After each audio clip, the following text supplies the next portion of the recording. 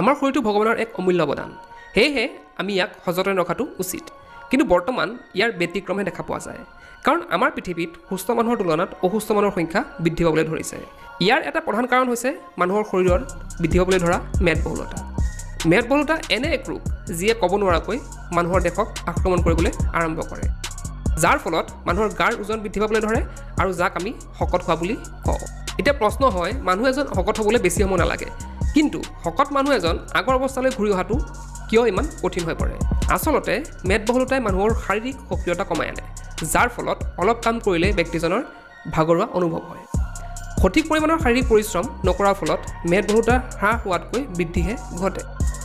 তাৰোপৰি মেদবহুলতাই মানুহক এলেহুৱা কৰি পেলায়, যাৰ ফলত এজন মেদবহুল ব্যক্তিয়ে শাৰীৰিক বিশ্ৰামত অধিক মনোনিৱেশ কৰিবলৈ আৰম্ভ কৰে। আপুনি নিশ্চয় এজন শকত ব্যক্তিক মেদবহুলতা হ্ৰাস কৰিবলৈ বিভিন্ন ধৰণৰ শাৰীৰিক ব্যায়াম কৰা দেখিছে।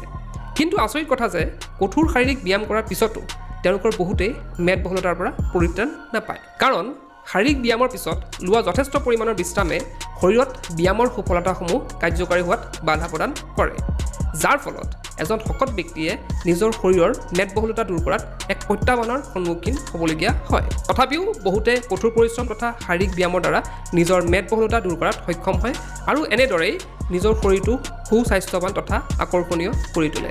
কেনে পালে ভিডিঅ'টো কমেণ্ট বক্সত